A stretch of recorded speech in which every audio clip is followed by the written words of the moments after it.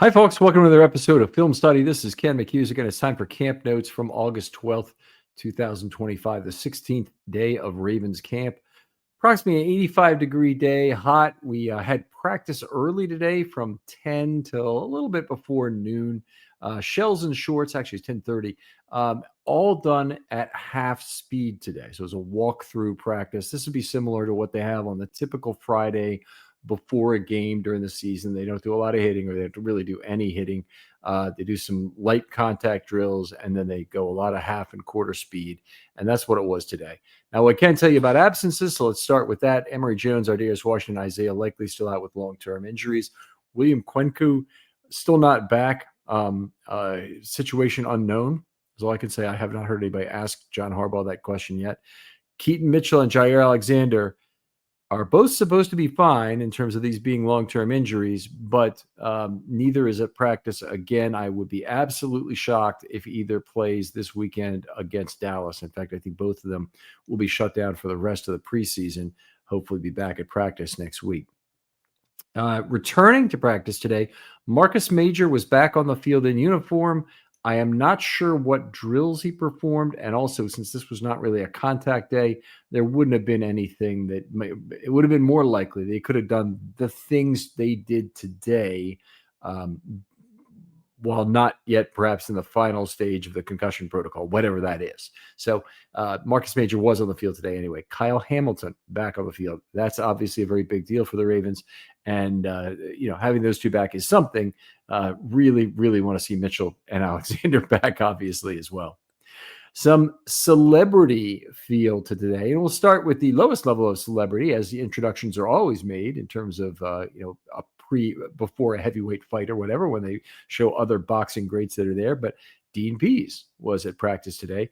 As far as I know, he doesn't have any coaching role with the Ravens or any kind of advisory role, but he was there at practice today, right on the field, and he seemed to be enjoying things, not really participating anyway in practice, probably just there to watch his son. Number two, Ray Lewis was there, and he was working a little bit with Lamar Jackson. There's some clips out there on Twitter. If you haven't seen them, it just looks like they're enjoying each other's company, basically, to me. I don't know how much actual wisdom is being imparted, but Ray is lined up opposite to Lamar and trying to demonstrate something to him. But if I had to guess, it's really more about them just enjoying, being there, spending time together. Michael Phelps was also at practice today. Now, I am told that the team had a special event planned, which is why they hold an early practice. They get out of there quickly, and they all jump on the bus and they go somewhere. And they've gone, I think, to Gettysburg or Antietam, and they've got Civil War places, and they've gone to Washington, I think, in the past. But they've gone to various places that are of a historic significance where John wants to teach them some sort of lesson. I think today was about Michael Phelps teaching some of the Ravens who don't know how to swim. And I believe that was supposed to happen somewhere in town, possibly at Loyola. So it'll be interesting to hear what comes of that. Marlon Humphrey was one of the guys, I believe, who needed swimming lessons or some such. And so it'll be interesting to hear how that works out. Now, I've been talking about set and snap drills for all camp. This is the very first day they did not have them. So they didn't go helmetless, even though they basically didn't have anything else on. It's been a perfect drill to try today. They didn't spend any time on it, and they didn't, do 11 on 11. They've been doing two sets of 11 on 11, but for whatever reason, they decided not to do it today. Maybe the shortened practice had something to do with it. They did still have two false starts, despite the half and 1/4 speed ness of the practice. So I'm sure that they weren't real happy about that. They had a couple other times when they didn't know what they were doing at the line of scrimmage and had to be pulled back to the huddle. So you don't like to see that either. But it is what it is. They got in one situational drill. Now, a lot of practice is just situational drills, right? 2-minute drill, red zone drill. Bonsai field goal is a situational drill where they have one play they run, spike the ball, and then they kick the field goal kind of thing. They have a variety of situational drills that they run with some regularity. This is the first time I saw this year where they ran an end of game drill. Now, I'm not going to give away anything in terms of the special nature of the plays, but there's two things, basically. If you're at the 50-yard line and you're trying to score a touchdown and you need a touchdown, there's two things you could do. and you and I both know them, so I'm not giving anything away. You can throw the ball in the end zone and kind of play a tip drill under those circumstances, or you can throw it short and have laterals. And so they threw a few balls in the end zone, and players were lined up to defend against that and whatnot. So the problem is that when you're going half speed, the players don't collide or congregate in the same way around the football, and so you don't get a real value out of that throw the ball in the end zone from the 50-yard line play. The other thing they did is they had a couple plays where they threw out in the flat, and then they had some laterals after a run, and those tend to just be comical, like backyard kind of football things that happen on a day like this where you're running at half or a quarter speed. And at one point, Kyle Hamilton punched the ball free from Mark Andrews. Now, on such a play, in the last 2 minutes, the only guy who's allowed to recover that football is Mark Andrews, the guy who fumbled it. Mark Andrews actually went back, recovered it, ran all the way around the other side of the field. The defense had totally given up on the play, and he scored a touchdown, kind of briefly celebrated about it. But it just leads to some comical on-field stuff. No kicking from Tyler Loop today, so it's now been, I think it's been 2 days in a row he hasn't kicked. So it probably, I assume, will be back to kicking tomorrow, or at least one of the next 2 days. Tomorrow would really be my bet. Let's see. There were no other highlights from 11 on 11 on 7 on 7. We didn't have anything going at full speed. We didn't have any one-on-one drills. We didn't have anything to look at that I would consider interesting football on field. There were some interesting podium conversations, particularly about the Indianapolis game, looking back at that and hearing about it. So Chris Horton was the first up. He said he did notice the famous stubbed toe from Tyler Loop, which caused his 45-yard miss in the first preseason game. So he confirmed it. It's already been reported, in different places. Loop's work has been mostly shorter this year. A lot of it has been 35 yards and under, certainly 40 yards and under.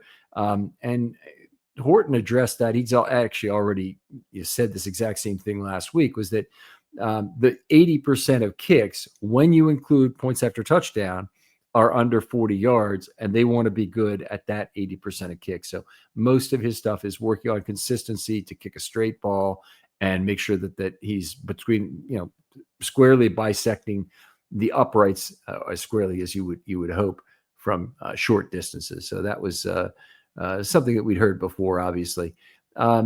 He was asked about the kickoff return rate going up with the new rules of the 35-yard line touchback. He said he didn't know how much it would go up, but he is expecting more. And the other thing he said is that in the preseason, they're always going to put the ball in play anyway when they're kicking off. And the reason is they want to see their own coverage unit be tested. So they have to go through that. You're just wasting your preseason time if you don't make that kick in bounds. Now, I think there would be times at the end of preseason or at the end of a game, or where they've made their decisions that they think they want to on special teams, where they'll go ahead and kick it in the end zone and allow that to be down. And it may also be that some of those plays would be run out anyway by a zealous kick returner trying to make the team. So you may end up having to cover that kick anyway. But I thought that was interesting in terms of the answer on that. Zach Orr talked about Ray Lewis being at practice. He said that both the visit and the message were powerful, and he talked about watching Ray as a kid and whatnot. And it was just, obviously Zach Orr seriously looks up to Ray Lewis, and who doesn't? He was asked about Mike Green and how he played on Thursday night. He said he played his butt off. He had some other superlatives to throw in there about him. It's probably going to be nothing you haven't heard already, but if you want to, go out to the Ravens website and listen to him talk about Mike Green. He is very excited about the prospect of Mike Green playing football, and I think most Ravens fans, if not all, are. Zach Orr talked about Michael Phelps being the greatest swimmer of all time, and then added, not that I'm a swimming fan. So that drew a little bit of a chuckle there. But he knew some things, obviously, about the 23 medals he won, the 23 gold medals. But he didn't know a lot of specifics about the history of swimming to compare that to. And I think that's what he's saying. He's not really saying that, not that I really care to watch Michael Phelps swim. And I think it'll be an interesting bonding experience to see how they treat some players who maybe don't know how to swim when they're trying to learn from Michael Phelps. And I would hope that it's a brotherhood and bonding. And in this case, I hope a very supportive thing, because I think it would be a difficult thing for a grown man to not know how to swim, to have to learn how, and have people around you just constantly making fun of you or kicking water in your face or whatever it might be. I hope that would not be the way that would work out between teammates, but that they would actually kind of celebrate, how things are going. And if you want to have a little bit of fun on the bus afterwards, you go ahead and do that with handing out some awards for, worst looking swimmers or whatever. But I think when they're in the pool, I think especially you need to be very supportive. Talked about CJ Okoye. He's really big and he works hard. That's basically the thing he said about him. The question had to do with somebody asked a question of, was this the best game he's had since he came to Baltimore?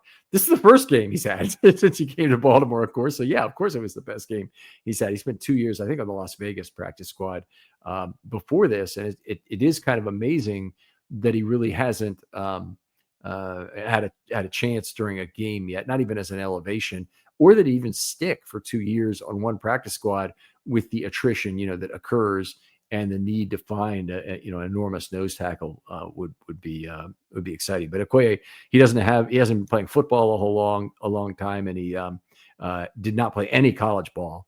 So you're really dealing with a very raw lump of clay. He just looked fantastic against the Colts. So I'm very excited about where this nose tackle position is headed. Orr was asked about JAD in Tampa. And the very first thing he mentioned about both of them, and they both had extended trials on Thursday night, was that they're both getting past injuries. I think there's a lot more to JAD's performance, by the way. I think with Tampa, I think the game was good. It was outstanding. He was able to stay on the field all that time. And I think there are questions about him getting 2 no-look PDs that honestly are potentially a little bit cause for concern. More like a PD you'd see from Brandon Williams. And neither of those no-look PDs was one where he attacked the catch point with his hands. He wasn't working off the hands of the receiver. The one ball just hit him, I think, in the back or arm, and the other one hit him in the helmet. And it just, those are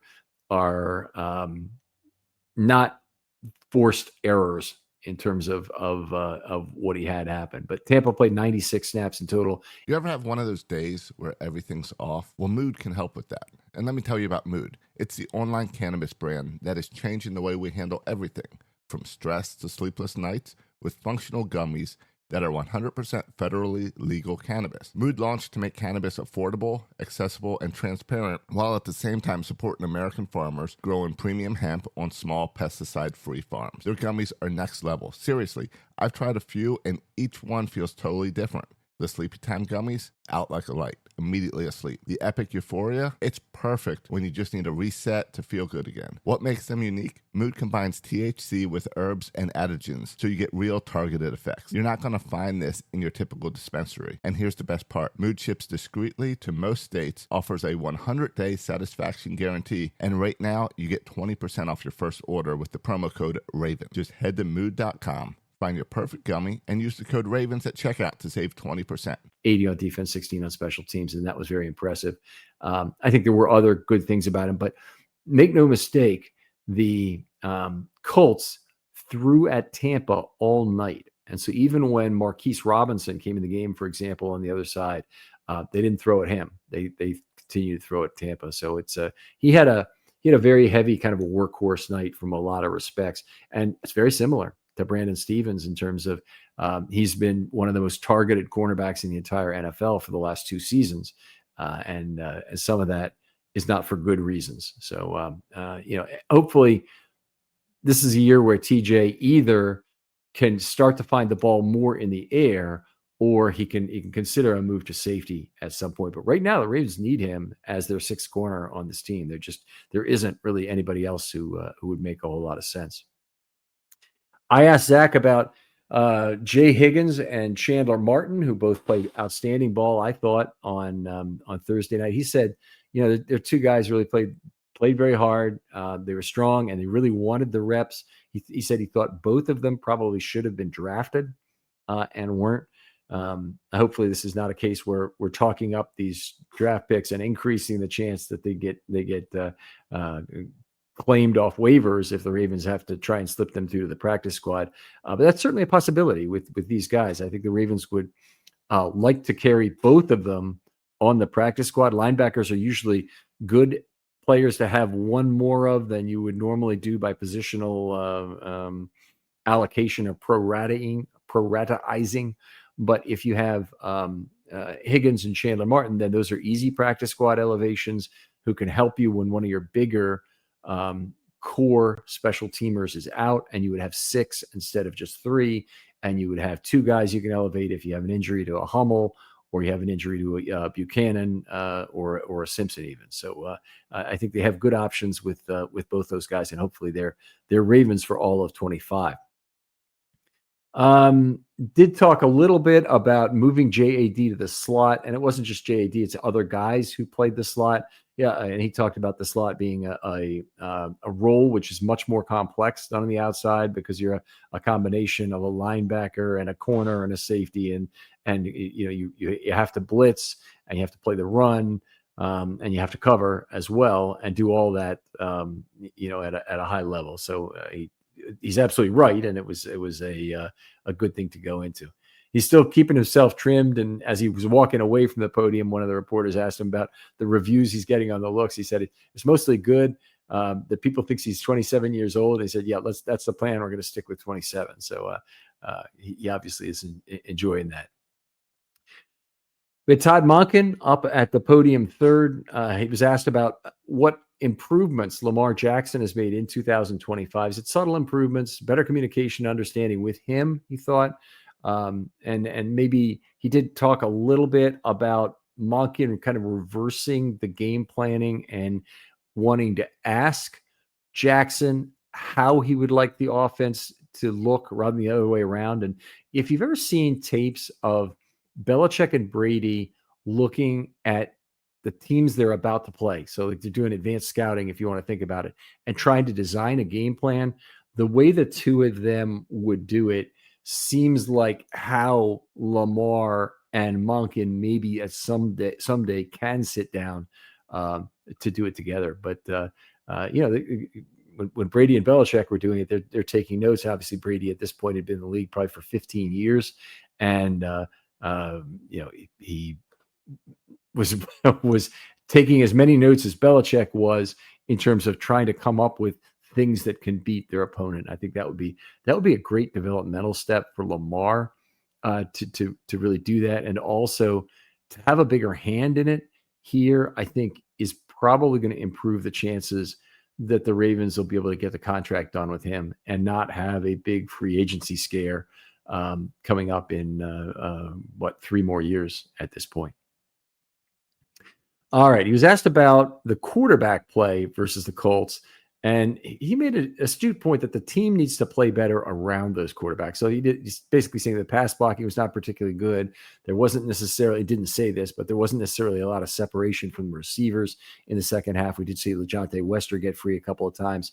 But I don't think there was great play around the quarterbacks, and you could start probably with the blocking. He was asked about Corey Bullock, and he said something very interesting. He said Corey took the year on the practice squad as an opportunity to develop, and Todd made the point that it's a 1-year deal when you go to the practice squad. So it's like signing a 1-year contract, and you might not make it through the year because, hey, the team needs that practice squad spot. They'll dump you right away. And you can also be signed off the practice squad directly onto somebody else's roster. So it's important that people not just go through the motions when they're there, but they really try and take advantage of the development opportunity he thought Bullock had. So I thought that was good. Jonas asked him about the high interception totals. He said he doesn't like interceptions ever. And he said, even in the name of trying out something in 7-on-7, because that was one of kind of the specific questions involved. The key thing he said is you have a need to practice intentionally. So practice like you want to try and play in a game. And what I guess he's saying is don't practice and take risks you wouldn't take in a game. I'm not sure I completely agree with that, by the way. I think if you're ever going to take risks, you take risks in practice. first, and in second, you take them in the preseason, and then third, you take them in the game, but only when you're trailing and you have to catch up. So you don't have a whole lot of opportunity to take chances, but he's saying just be intentional in your practice habits. I think that in general is good advice. He was asked about the lack of deep balls to DeAndre Hopkins, who caught a ball a couple of days ago down the right sideline for a 40-yard touchdown. It might have been yesterday. I've kind of lost track of how the days are running together. But he said that a lot of that is just snap management. And if you divided his long plays by his opportunity, by his snaps, that you probably see that his relationship is very close to everybody else's in terms of the deep balls he's getting. So I don't know, maybe. It was an interesting comment. He was asked about Keaton Mitchell in the pony. That was Tim Barbalace of 1057. So obviously a fairly specific tactical question and one that I want to know the answer to. But Todd said that's part of getting the best players on the field. Now, Monken earlier in camp talked about Keaton having to beat out Hill and Henry for snaps, and he's third on the depth chart and this and that. And I mean, he is saying he's ahead of Ali at this point. But I think the getting the best players on the field component really is how Monken looks at this. And I just seen what Keaton Mitchell has done in practice. He's involved in a very high percentage of the plays where he's on the field.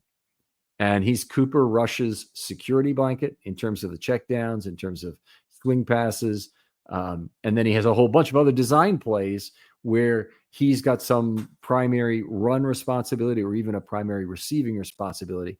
I do think they will get him on the field more in a gadget component. Now, I mentioned Wester specifically in that regard a couple of questions later about getting him on the field for some of the gadget plays. And he actually called them novelty plays that Zay Flowers has done. But I think that's a very obvious use for Keaton Mitchell as well. If you want to get Keaton Mitchell on the field, using him as a flanker, you can use him as a pony. You can use him in orbit motion. You can use him in jet motion. There's a whole bunch of ways you can take advantage of the fact that the other team is scared to death of Keaton Mitchell to misdirect. And we already see that working extremely well with Lamar Jackson. So I don't know why it wouldn't be a good idea to have one other misdirection threat on the offense. Speed. Every bit of that kills. So loving. I really liked Monken's answer to the question because I think it frames up more closely how much Keaton is going to be used this year. Now, I'm going to save the best for last year. So I'll talk about Wester first. He's asked about Wester's performance. First thing he said is, how cool was that? And then he talked about the value as a receiver on novelty plays, this and that. But he was very excited, obviously, about the punt return and what he accomplished there. He probably didn't answer that question directly, maybe because he felt like that was Chris Horton's question to answer or Harbaugh's question to answer, but not his because he's not the special teams coach. But he's allowed to be a fan and talk about how cool it is.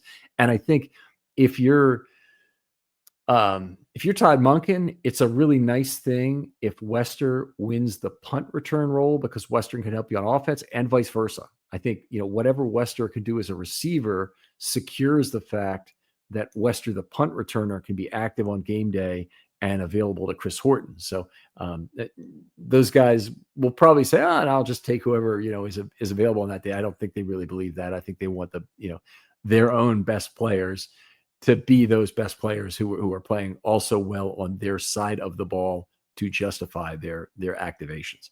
So I thought that was good. And then this was the comment of the day. So he got asked a question about Fa'alele and the sack.